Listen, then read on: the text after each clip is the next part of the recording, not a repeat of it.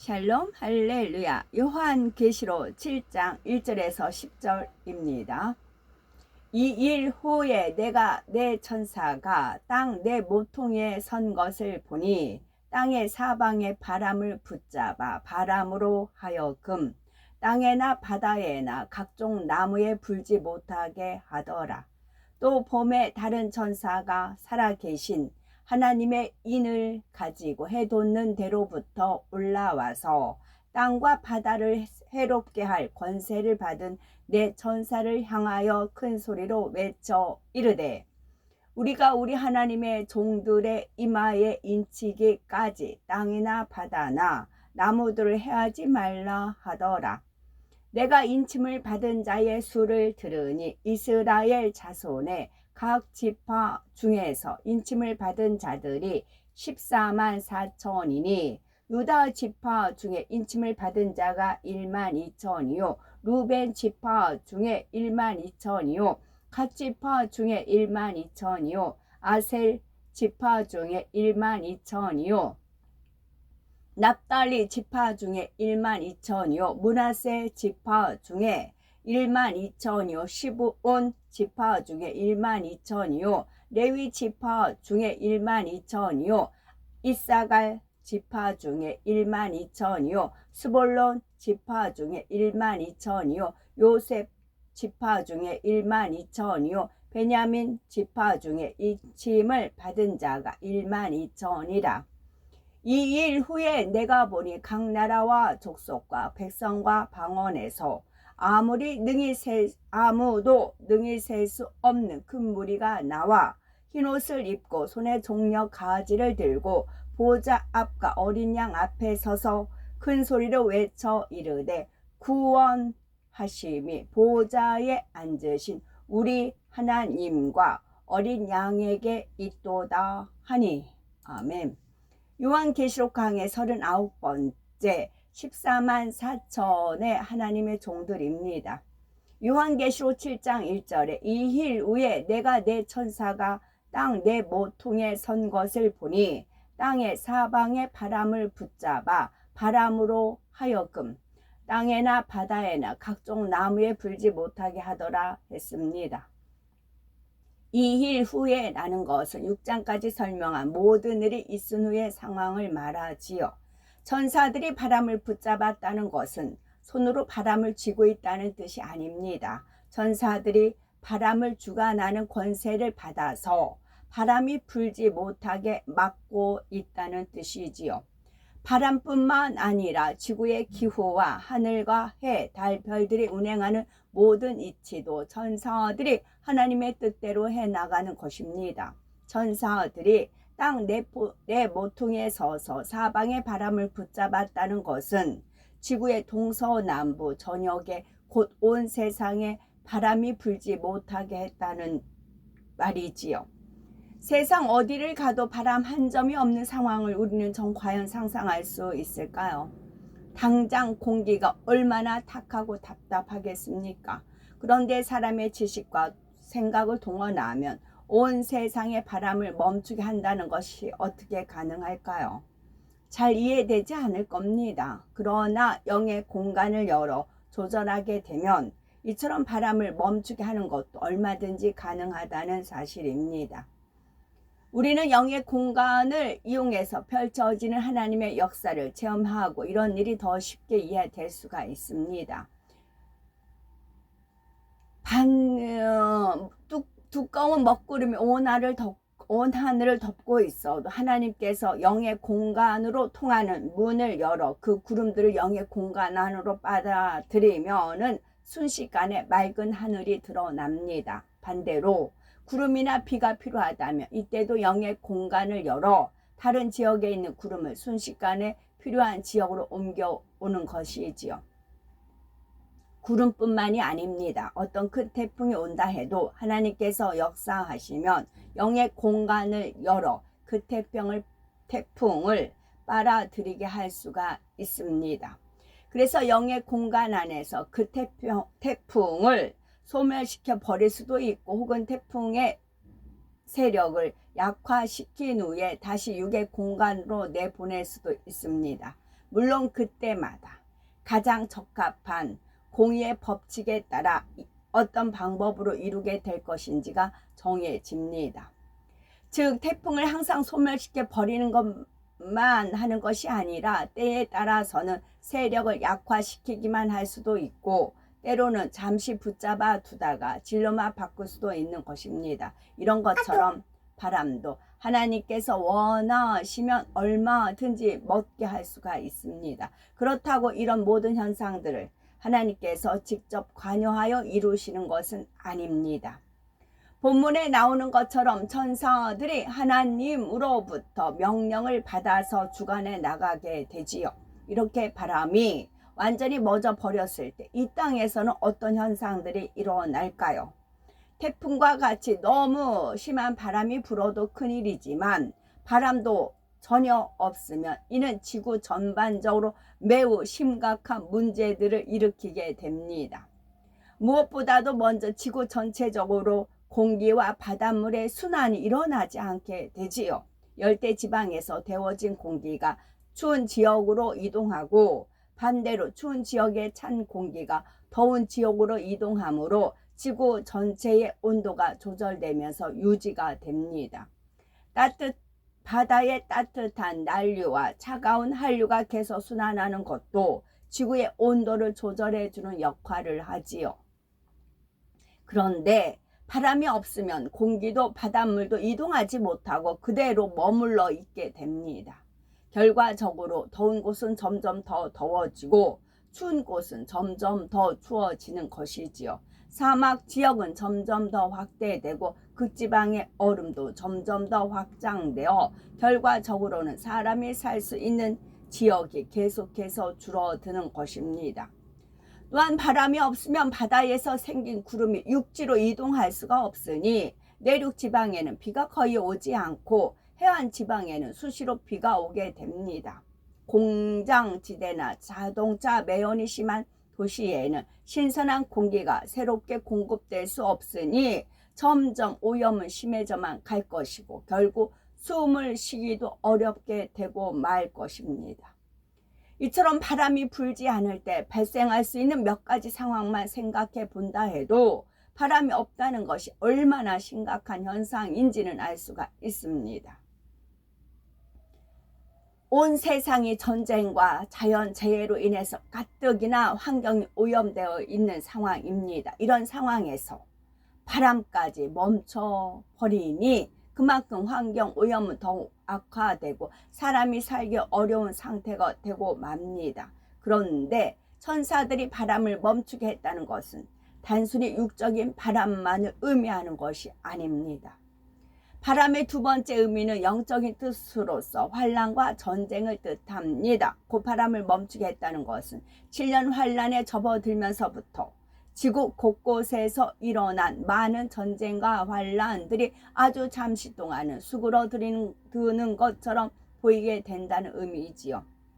2절에 보니 하나님의 종들이 인침을 받는 잠시의 기간 동안은 지구의 종말을 재촉하는 재앙들이 잠시 수그러들며 잦아드는 것입니다. 요한계시록 7장 2절에서 3절에 또 봄에 다른 천사가 살아계신 하나님의 인을 가지고 해돋는 데로부터 올라와서 땅과 바다를 괴롭게 할 권세를 얻은 내 천사를 향하여 큰 소리를 외쳐 가로되 우리가 우리 하나님의 종들의 이마에 인치기까지 땅이나 바다나 나무나 해하지 말라 하더라 했습니다. 사람 사이에서 어떤 계획을 하게 되면 그것을 확증하는 인을 치게 됩니다. 그래서 인에는 약속의 의미가 들어있지요. 본문에서 나오는 하나님의 인이라 나오는데 요한은 굳이 살아계신 하나님의 인이라 해서 살아계시다라는 표현을 넣고 있습니다. 이는 하나님께서 분명히 살아 역사하심으로 하나님께서 약속하고 인치신 것은 반드시 현실로 이루어진다는 사실을 강조하는 것입니다. 다음으로 하나님의 인을 가진 천사가 해 돋는 데로부터 올라왔다 했습니다. 어떤 사람들은 이 해 돋는 데를 설명할 때 그곳이 동방에 있는 어떤 특정 나라나 지역을 지칭한다고 하는데 영적으로는 그런 의미가 아닙니다. 해 돋는 데란 이 지구상의 어떤 특정한 지역이 아니라 바로 영적으로 하나님의 보호자가 있는 곳을 말하지요. 천사가 하나님의 인을 받으려면 하나님이 계신 곳, 다시 말해 하나님의 보호자로부터 받아와야 하는 것입니다. 그래서 그러면 왜 본문에서는 하나님의 보호자로부터 받아왔다고 하면 될 것을 이처럼 해 돋는 데로부터 받아왔다고 표현을 한 것일까요? 이 안에는 한마디로 설명할 수가 없는 여러 가지 복합적인 의미가 담겨 있습니다. 먼저 영적으로 해는 낮, 밝음을 의미하며 세상이 돌아가는 기점이 됩니다. 즉 해가 뜨는 것을 기준으로 하여 하루 24시간, 사계절과 절기, 연수 등이 정해진다는 말이지요. 이처럼 해가 세상의 모든 것이 돌아가는 기점이 되는 것처럼 하나님께서는 세상 모든 것의 기준이 되시며 인류의 생사, 화복을 주관하는 분이십니다. 이와 같이 하나님께서 모든 만물의 기준이 되심을 설명하기 위해 하나님의 보호자가 있는 데를 본문에서는 해 돋는 데라 표현하신 것이지요. 다음으로 하나님의 보호자를 해 돋는 데라고 표현한 것은 하나님께서 무소부재하심을 의미합니다. 하나님께서는 영의 세계에 계시지만 이 육의 세계 어느 곳에도 계셔서 천지 만물을 주관하신다는 뜻입니다. 우리가 세상 어디를 가도 해 돋는 데는 볼 수가 있습니다. 한국에서도 중국에서도 미국에서도 그 어느 곳에서도 동쪽을 보면 바로 그쪽에서 해가 돋지요. 아프리카의 오지나 남미 어느 깊은 산속에서라도 해가 돋는 데는 찾을 수가 있습니다. 이런 것처럼 하나님께서도 세상 어디에서나 계셔서 천하 만물과 인생들을 주관하신다는 사실입니다. 그런데 해 돋는데 라고 한 구절 안에는 여러 가지 영적인 의미가 담겨 있습니다. 그리고 이처럼 해 돋는 데로부터 천사가 올라왔는데 이 천사가 등장한 이유는 바로 하나님의 구원의 섭리를 선포하기 위해서이지요. 즉 온 인류가 멸망해가는 7년 환란 가운데서도 마지막으로 또 한 번 구원의 기회를 열어주시려는 하나님의 섭리가 남아있다는 것입니다. 이 천사가 바람을 붙잡고 있는 내 천사를 향해 큰 소리를 외쳤다는 것은 그에게 그만큼 권세가 있음을 나타내는 것이지요. 무수한 천사들 안에서도 뚜렷한 서열이 있고 각각의 사명에 따라 위엄과 권세가 다릅니다. 그런데 하나님의 인을 직접 가지고 온 천사라면 마치 이 땅에서는 왕의 친서를 전달하는 사자와 같은 위치로서 그만큼 큰 권세가 따르게 되는 것입니다. 요한계시록 7장 3절에서 5절에 가로되 우리가 우리 하나님의 종들의 이마에 인치기까지 땅이나 바다나 나무나 해하지 말라 하더라. 내가 입맞은 자의 수를 들으니 이스라엘 자손의 각 지파 중에서 입맞은 자들이 14만 4천이니 유다 지파 중에 입맞은 자가 1만 2천이요 하여서 이스라엘 12지파 안에서 14만 4천 명이나 되는 입맞은 하나님의 종들이 나옵니다. 여기서 나오는 14만 4천의 하나님의 종들에 대해서는 요한계시록 중에서도 설명하기가 참으로 어려운 부분이지요. 이때는 이미 구원받은 믿음에 있는 성도들은 다 들림받아 7년 혼인잔치에 들어갔는데 다시 하나님의 종들이 등장하고 있습니다. 그러나 그 수가 적은 것도 아니고 이스라엘 12지파의 이름대로 각각 1만 2천 명씩 총 14만 4천이나 되는 큰 무리가 나오니 사람의 머리로는 이해할 수가 없는 것입니다. 그래서 여기에 대한 온갖 억측과 잘못된 설명들이 나오기도 하지요. 혹자는 7년 환란 때 구원받은 이스라엘 사람의 수가 14만 4천이라 하기도 하고 혹자는 7년 환란 때 순교해서 구원받은 수가 총 14만 4천 명이라 말하기도 합니다. 그러나 이는 하나님의 사람의 생각으로는 결코 알 수가 없으며 설명할 수도 없습니다. 오직 성령의 감동함 가운데 성경을 기록해 주관하신 하나님께서 풀어주셔야만 알 수가 있습니다. 이 14만 4천은 과연 어떤 사람들일까요? 한마디로 말하자면 이들은 7년 환란의 기간 동안에 특별한 사명을 받아 하나님의 구원의 섭리를 이루는 종들입니다. 구원의 소망이 모두 끝난 것과 같은 절망의 시대 속에서 다시 한번 구원의 도를 선포하여 이삭 죽기, 구원의 섭리를 이루는 것이 바로 이 종들의 사명인 것입니다. 7년 환란 중에 떨어진 영혼들 중에서도 마음이 강팍해서 주님을 영접하지 않은 것이 아니라 주님에 대해서 전혀 들어보지 못했거나 또는 주님에 대해서 누군가 제대로 전해주지 않아서 주님을 영접하지 못했던 사람들이 있지요. 예를 들어 예수님에 대해서 전혀 들어볼 수도 없는 환경 가운데서 태어나서 자란 사람들도 있을 수 있습니다. 이슬람 문화권 중에서도 아주 고립되어 외부 환경에 접할 수 없었던 지역이라면 그곳에는 한 번도 복음을 들어보지 못한 사람들도 있을 것입니다. 그런 사람 중에도 혹 양심이 선하여 복음을 듣기만 하면 영접할 만한 사람이 있지요. 또한 예수님에 대해서 들어보기는 했지만 왜 예수님이 구세주가 되시는지에 대해서 누군가 명확하게 설명해 주지 못했기 때문에 주님을 영접하지 못한 사람들도 있을 수 있습니다. 하나님께서 정하신 인간 경작의 기한은 이미 끝이 났지만 궁일이 많으신 하나님께서는 이런 영혼들에게도 다시 한번 구원의 기회를 주기 원하심으로 14만 4천의 전도자들을 세우시는 것입니다. 농부가 땅에 떨어진 이삭 한 줄기라도 마지막까지 소중해 주어 담듯이 하나님께서는 최후의 한 영혼이라도 더 구원하기 위해서 14만 4천, 14만 4천 다 더하면 9잖아요. 9는 진리, 진실이잖아요. 6은 거짓이고요. 최후의 한 영혼이라도 더 구원하시기 위해서 이 땅을 살피고 또 살피시는 것입니다. 성경에는 이러한 사명을 맡은 전도자들이 이스라엘 각 지파에서 나오는 것으로 기록했는데 이는 꼭 육적으로 이스라엘 사람만을 의미하는 것은 아닙니다. 본문에서 말씀하는 이스라엘 12지파라 하나님의 택함 받은 자들이라는 영적인 의미를 나타내는 표현이지요. 이들은 전 세계 각 민족 중에서 이전에는 하나님을 알지 못하던 사람들로서 물론 그 중에는 이스라엘 민족도 포함이 되어 있습니다. 참 여기서 엘자가요. 이스라엘 알렙에다가 라메 있잖아요. 아니다. 맞아요. 그게 엘이죠. 그러면 그 엘을 거꾸로 하면 로예요. 아니다.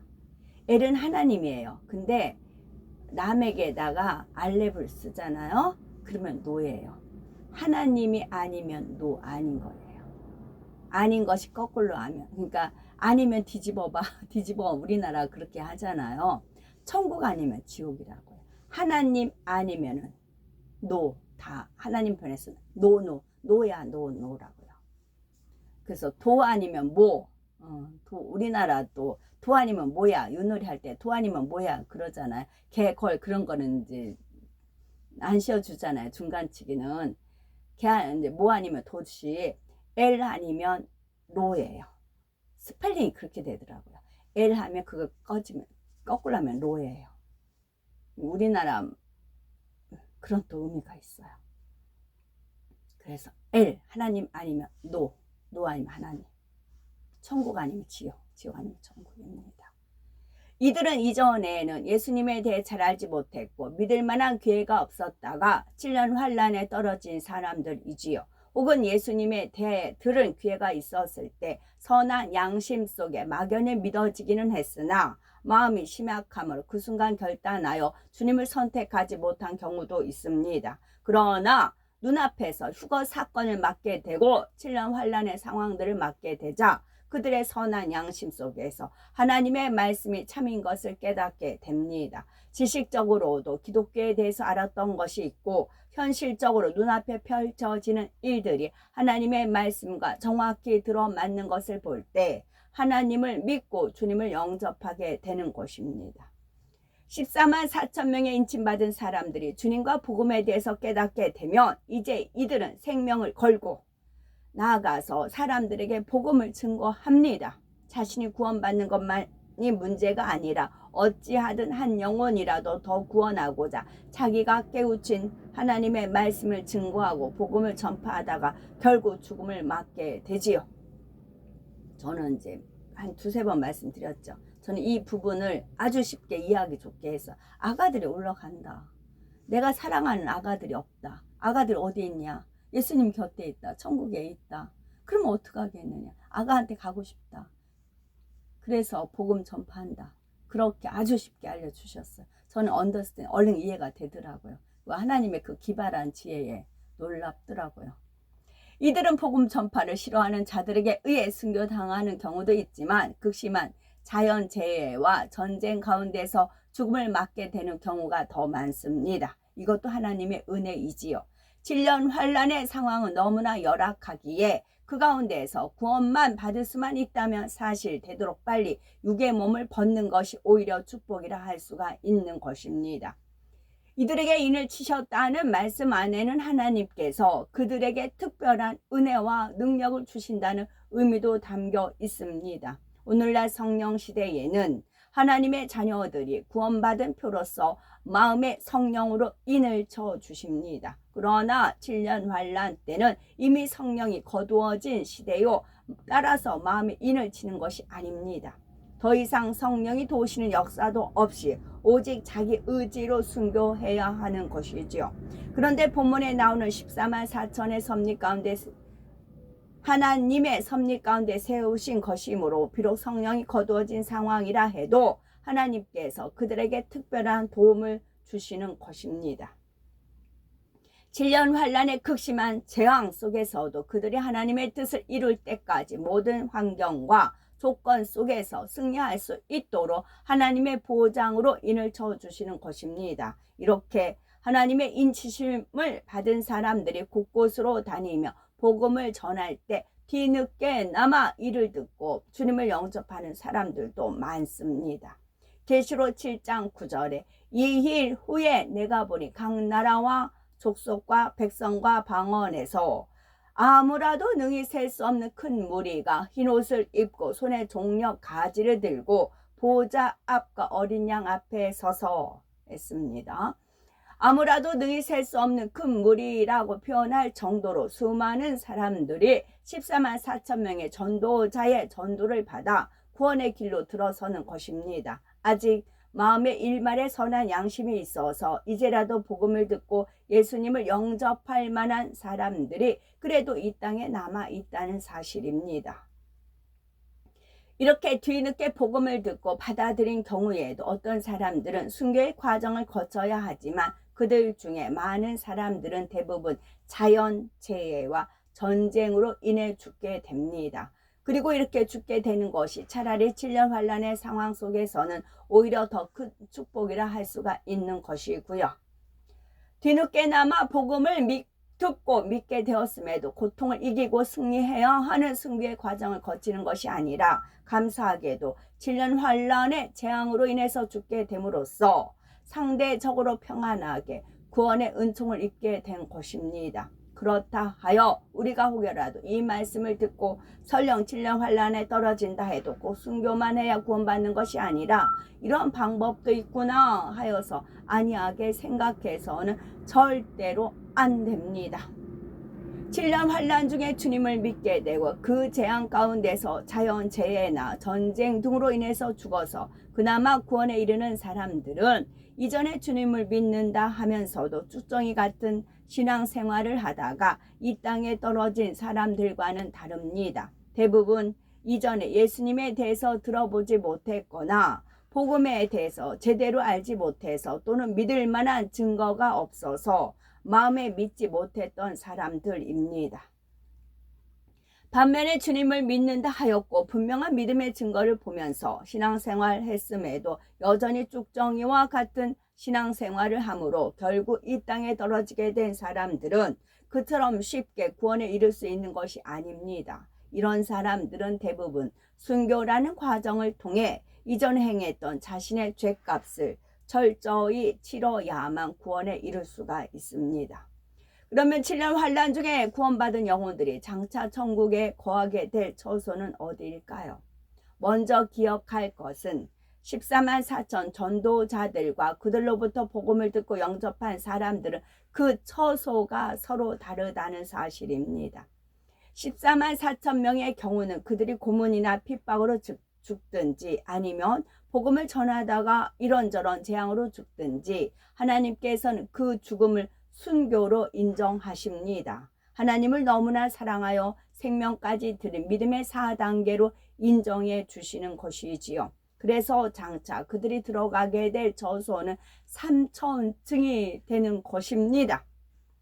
반면에 14만 4천 전도자의 말을 듣고 구원받은 무수한 사람들은 단지 구원받은 차원에 해당이 됩니다. 그래서 믿음의 1단계에 해당하는 천국의 저소인 낙원에 들어가게 됩니다. 이 말씀을 듣는 우리 중에는 혹여 혼동이 된다 하실 분도 있을 수 있겠지요. 예전에 설명할 때는 7년 환란에 떨어진 사람들은 아무리 고통스럽게 순교를 해도 부끄러운 구원이요 낙원에서도 구별된 가장자리에 들어간다 했는데 왜 이번에는 순교했기 때문에 3천층에 들어갈 수 있다고 하시는 걸까? 이렇게 생각할 수도 있겠지요. 또 7년 환란 때는 고문이 너무나 잔혹하게 순교하여 구원받는 수가 지극히 적다 했는데 오늘은 왜 그 수가 지극히 많다 하시는가? 이렇게 생각할 수도 있습니다. 그러나 혼동될 것이 없습니다. 7년 환란 중에 참혹하게 순교해야 겨우 구원을 받고 낙원에 들어가는 사람들은 쭉정이 신자들을 말합니다. 7년 환란 전에 이미 복음을 들었고 나름대로 믿는다고 교회에는 다니기는 했지만 참 믿음이 없어 세상과 타협하며 살다가 이 땅에 떨어진 사람들이지요. 그러나 이들 14만 4천에 입맞은 사람들은 그 중심과 상황이 전혀 다릅니다. 이전에는 하나님을 몰랐으되 선하게 살았고 하나님이 참 신이심을 알게 된 후에는 생명을 드릴 수 있는 중심을 가진 사람들이지요. 모든 것을 하시는 하나님께서는 두 증인과 함께 마지막 때 들어쓰시기 위해 예비하신 하나님의 사자들인 것입니다. 그러니 그들이 생명 다하여 복음을 전하는 사명을 마치게 될 때 하나님께서는 성령 시대에 순교한 사람들과 마찬가지로 그들에게 3천층에 들어갈 자격을 주신다는 사실입니다. 이들이 3천층에 들어갈 수 있는 근거가 되는 말씀이 요한계시록 14장에 나옵니다. 요한계시록 14장 4절에서 5절에 보면 14만 4천 명의 하나님의 종들에 대해서 다시 설명이 나오는데 이 사람들은 여자로 더불어 더럽히지 아니하고 정절에 있는 자라 어린 양이 어디로 인도하든지 따라가는 자며 사람 가운데서 구속을 받아 처음 익은 열매로 하나님과 어린 양에게 속한 자들이니 그 입에 거짓말이 없고 흠이 없는 자들이더라 말씀하고 있습니다. 여기서 부연 설명 지금 깨달음 주신 것이 3천층에 가는 게 극히 쉬운 일 아니에요. 팔복의 마음, 성령의 9가지 사랑장을 이루면 3천층이에요. 거기에 온 집의 충성함은 새 예루살렘이에요. 근데 14만 4천 명이라는 수는 3천층에 거합니다. 대부분 이스라엘 민족들이고요. 그러니까 투자하실 만하지요. 왜 그들이 지금 고통 중에 있잖아요. 그거를 하나님께서 감내하시면서 인내하고 참고 지켜볼 수가 있는 것은 왜 그래요? 그들의 최후의 영광이 있기 때문에 그렇습니다. 제가 두 주인 중에 한 분을 배웠다고 했죠. 그분을 비롯해서 그분은 새 예루살렘이지만 14만 4천이라는 숫자가 3천층을 이루고 있다고요. 새 예루살렘의 3천층을 이루고 있다는 거예요. 그 숫자가. 그래서 할렐루야입니다. 그런 하나님의 사랑과 배려가 있어요. 그분들은 현재 모르죠. 그분들은 휴거 사건 일어난 이후에 현재는 막 이제 복잡하죠. 그래서 이제 하나님께서 그 장을 마련해 놓으신 겁니다. 그래서 하나님도 인내하고 참고 기다리시는 거예요. 이스라엘 민족을요. 나중에 그 영광스러운 자리에 주기 위해서.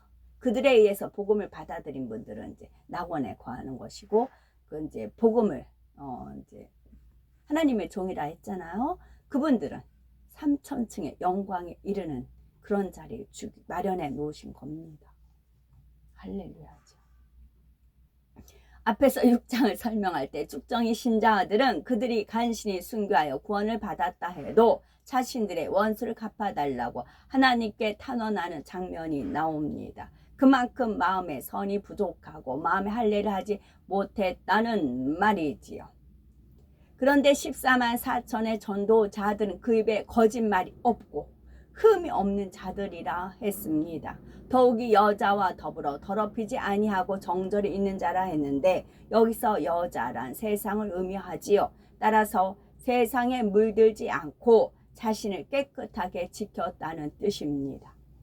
또한 어린 양이 어디로 인도하든지 따라간다는 말씀처럼 이들은 주님의 말씀에 오직 순종만 하여 생명을 버리면서까지 주님의 뜻을 따른다는 의미입니다. 그러니 이들이 하나님 앞에서 능히 3천층에 들어가기에 합당한 자격을 갖춘 사람들이라는 사실입니다. 요한계시록 7장 9절에 나오는 수많은 무리들 곧 14만 4천의 전도자들에 의해서 복음을 듣고 받아들인 이 사람들도 죽정이 신자들과는 상황이 다르다 했습니다. 이들은 예전에 복음을 듣고도 세상과 타협하여 죄 가운데 살았던 죽정이 신자들과는 달리 믿음을 가질 기회가 없었던 사람들이지요. 곧 예전에 복음을 들었다면 신앙생활을 잘하다가 들림받았을 만한 그래도 선한 양심을 가진 사람들인 것입니다. 물론 14만 4천 명의 전도자들만큼 합당한 중심을 가진 것은 아니지만 그래도 믿음을 가질 만한 선한 양심은 있었기에 하나님께서는 이들도 긍휼히 여기고 구원에 이를 수 있는 기회를 주시는 것이지요. 이런 사람들에게는 하나님의 은혜로 일찍 순교할 수 있는 길이 열리기도 하며 심한 고문이나 핍박이나 환난을 피할 길을 열어주십니다. 비록 믿음이 연약하다 해도 이들에게는 구원에 이를 수 있는 길이 열린 것이지요. 그리고 이들에게는 낙원이 처소로 주어집니다. 죽정이 신자들은 상황이 다릅니다. 그들에게는 질려 환난이 임하기 전에 이미 많은 구원의 기회가 있었는데도 그 기회를 잡지 않고 하나님의 은혜를 저버린 것이기 때문이지요. 그러니 이미 휴거가 끝난 상황에서 이들이 다시금 그들의 믿음을 인정받으려면 참혹한 고난을 참고 견딤으로 순교에 이르러야 공의 가운데 구원받을 수가 있는 것입니다. 그 참혹한 고난 중에서 승리하고 믿음을 내보일 사람들이 죽정이 신자들 중에서는 그리 많지 않다는 사실입니다. 그나마 순교했다 해도 그들은 겨우 낙원 중에서도 가장 바깥쪽에 거하는 것만으로 감사하며 만족해야 하는 것이지요. 이스라엘 12지파에서 각각 1만 2천 명씩 나오고 그 수를 다 합하면 14만 4천이 됩니다. 여기서 이스라엘 12지파란 육적인 의미에서 이스라엘 민족만을 가리킨 것은 아니라 했습니다. 이스라엘 민족은 창조주 하나님께서 인간 경작의 섭리를 이루시기 위한 도구로서 특별히 선택하신 민족입니다. 그런데 14만 4천 종들도 7년 환란 때 구원의 섭리를 이루기 위해서 하나님의 택함을 받은 무리들이기에 이들을 영적으로 이스라엘 12지파라 표현한 것입니다. 여기서 12,000명 12지파 이렇게 12라는 숫자가 계속 등장하는 데에는 영적인 의미가 있습니다. 성경에 나오는 숫자들에는 영적인 의미가 담겨 있는 것이지요. 3은 합한 수입니다. 온전함을 이룬다는 뜻이 있지요. 하나님도 세 분이시며 동시에 한 분인 삼위일체 하나님으로 존재하고 계시지요. 또한 예수님께서 장사한 지 3일 만에 부활하신 것이나 요나가 3일간 물고기 뱃속에 있었던 거, 예수님께서 받으신 세 차례 시험 등이 다 합한 수 3과 연관되어 있습니다. 다음으로 4는 고난의 수입니다. 이스라엘 백성들이 광야에서 받은 40년 연단이나 애굽에서 400년 포로 생활 혹은 예수님의 40일 금식 4라는 숫자는 주로 고난과 연관이 있고요. 7은 완전수입니다. 완전함을 의미하는 수로서 하나님께서도 16일 동안 모두 창조를 맞추시고 7일째 되는 날에 안식하셨지요. 하나님께서 응답을 주실 때에도 7영의 기준에 맞춰 주신다 했고 나만 장군이 하나님 앞에 나와서 병을 치료받을 때도 요단강에 7번 몸을 씻었습니다. 다음으로 12는 빛의 수입니다. 요한복음 11장 9절에 보면 예수님께서 낮이 12시가 아니냐 사람이 낮에 다니면 이 세상의 빛을 봄으로 실족하지 아니하고 말씀했지요. 하루 24시간 중에 12시는 해가 중천에 있어서 가장 빛이 밝을 때입니다. 이스라엘 12지파, 예수님의 12제자, 새 예루살렘의 12기초서, 12진주문, 생명나무의 12가지 실과 등이 바로 이 빛의 수인 12이 됩니다. 참고로 13은 사랑의 수입니다. 12에다가 점 하나 생명을 더했어요. 그러면은 사랑입니다. 13은 사랑의 수입니다. 우리 주님은 참빛이시며 정오의 빛과 같이 가장 밝고 온전한 빛이십니다. 이러한 빛이 되신 주님께서 경작의 섭리를 이루기 위해서 육신을 입고 이 땅에 오셨지요. 예수님 하나님께서는 바로 빛 대신 예수님을 이 땅에 보내실 때 하나님의 민족인 이스라엘 중에 보내셨습니다. 빛의 수인 12지파로 이루어진 이스라엘 민족을 통해 예수님이 태어나게 하셨지요. 또 예수님의 제자가 12인 것도 이들을 통해 온 세상에 구원의 도가 전파되고 참빛인 예수 그리스도가 전파될 것을 의미합니다. 그 이스라엘에서 엘자는 하나님이고 이스는 사람이라는 뜻이고 라는 보다라는 뜻이래요. 사람이 하나님을 보았다. 그런 또 은유적인 그런 뜻이 있답니다. 그래서 이스라엘이래요. 이사, 이슈, 또 이사, 또 이산 하듯이 그렇대요. 라가 보다라고 해가지고 그렇답니다. 이런 것처럼 마지막 7년 환란의 시점 가운데에서 주님을 전파하게 된 하나님의 종도 12라는 빛의 수에 맞추어 12지파 중에서 12,000명씩 택함 받는 것이지요. 그래서 총 14만 4천 명을 세우시는 것인데 이처럼 많은 수를 전도자로 세우시는 것은 7년 환란 동안에는 그만큼 복음을 선포할 기간이 아주 짧기 때문입니다. 짧은 시간이 될 수 있으면 더 많은 사람들의 복음을 전하여 구원에 이르게 해야 하기에 14만 짧은 시간에 될 수 있으면 많은 사람들에게 복음을 전하여 구원에 이르게 해야 하기에 14만 4천 명이 되는 전도자가 이 시에 세움을 입고 세상으로 나가 복음을 전하게 되는 것입니다. 그냥 12지파에서 각각 몇 명씩 좀 몇 명이라고 간단하게 설명하면 될 것인데 그렇게 하지 않으셨지요. 유다 지파 중에서 입맞은 자가 12,000이요. 루벤 지파 중에 12,000이요. 갓 지파 중에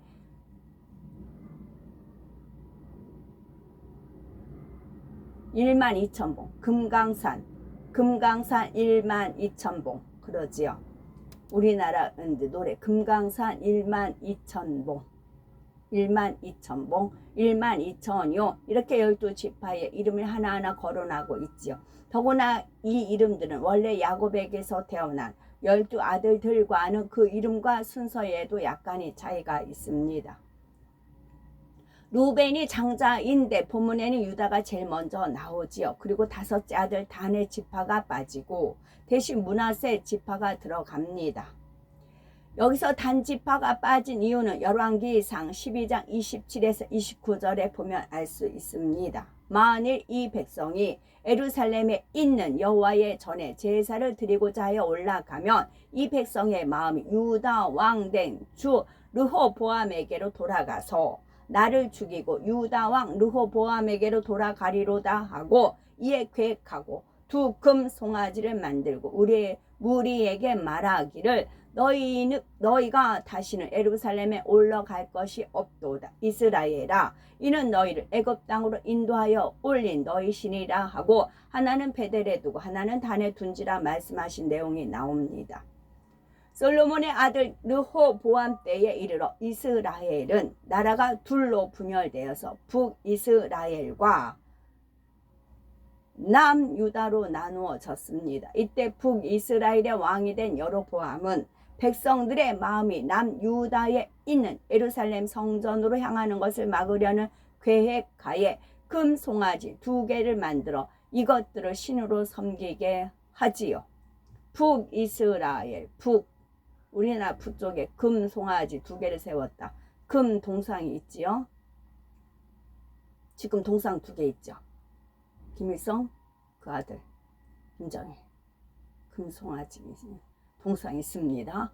이스라엘 북에 하나는 베델에 두고 하나의 단에 두어 하나님을 대신하여 섬기도록 했던 것입니다. 이때 금송아지를 둔 장소인 단이라는 곳이 바로 단지파가 모여 살던 곳의 지명이지요. 주례급한 이스라엘 자손들이 가나안 땅을 정복할 당시 단지파는 라이스라는 성읍을 정복한 후에 그곳의 이름을 자신들의 조상인 단의 이름을 따서 새롭게 단이라 이름 붙였던 것입니다. 그래서 단은 우상 숭배의 근거지가 되었고 그곳에 주류를 이루며 살던 단 지파의 사람들도 쉽게 우상 숭배에 물들고 말았지요. 이렇게 우상 숭배의 근거지가 된 단과 그곳에 살던 단 지파로 인해서 많은 사람들이 우상 숭배를 하게 되고 결국 사망의 길로 가게 되었습니다.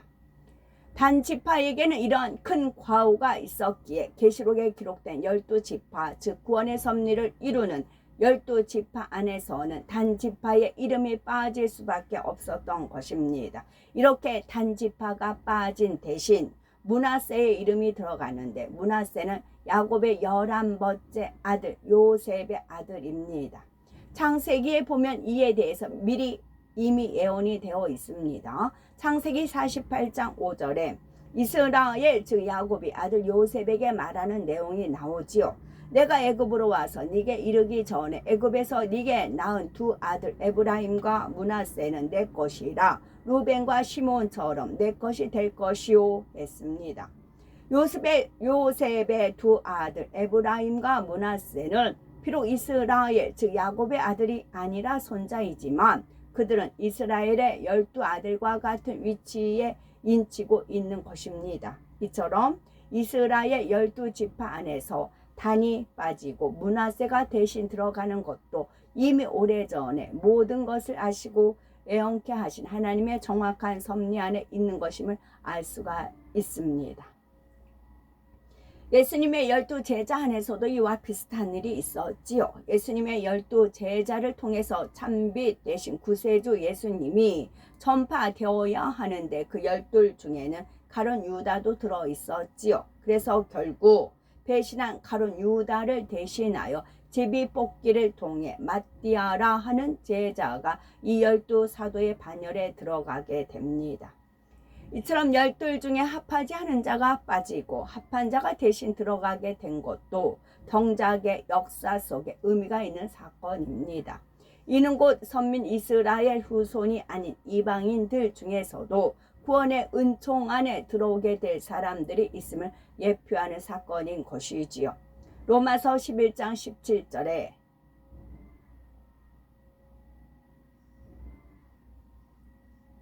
로마서 12장 17절에 또 한 가지 얼마가 꺾여졌는데 돌 감람 나무인 네가 그들 중에 접붙임이 되어 참 감람 나무 뿌리에 진액을 함께 받는 자 되었다 말씀하고 있습니다.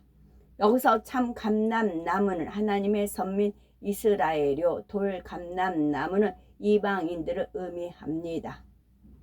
11, 17이 제가 25년 전에 기도원에 이제 잡혀서 손발 다 묶인 채로해서 하나님 내 안에 운행을 하시고요. 운행을 하시고 눈을 절대 뜨면 안 된다 하셨어요. 눈을 절대 뜨면 안 된다. 그러다가 잠깐 아버지 하나님께서 내 안에서 역사하시면서 눈을 잠깐 눈을 떠라 그래요. 눈을 딱 뜨면 시계가 이제 숫자 된 시계가 11 땡땡 17 멈춰 있어요. 그리고 뭘 계속 바깥 이제 주변에서는 이제 하여튼 귀신 들렸다 때리고 하여튼 구판을 벌리고 있어요.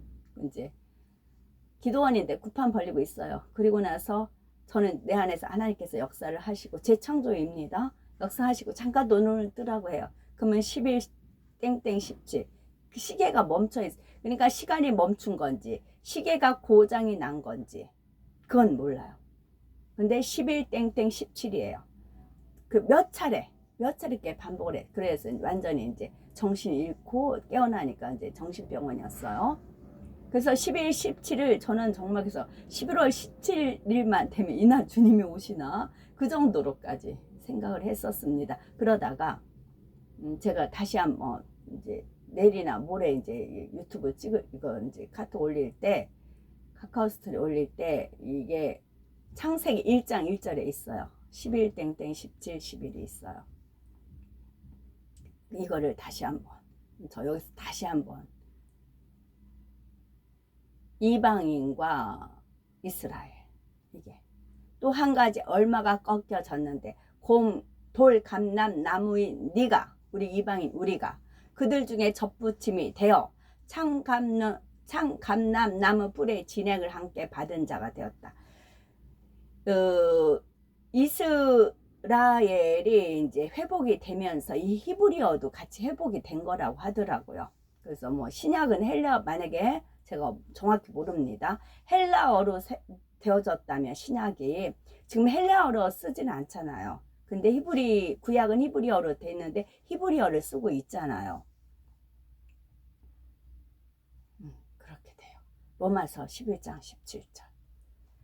가지 얼마가 꺾여졌다는 것은 원래 참 감난 남은 이스라엘이 자기 왕이신 예수님을 부인하고 못 박았기에 결국 구원에서 멀어지게 되었음을 뜻합니다. 대신 돌 감람 나무가 접붙임을 받아 참 감람 나무의 뿌리 진액을 함께 받았다는 것은 이방인들 중에서 예수 그리스도로 말미암아 구원에 이르는 사람이 있게 될 것을 뜻합니다.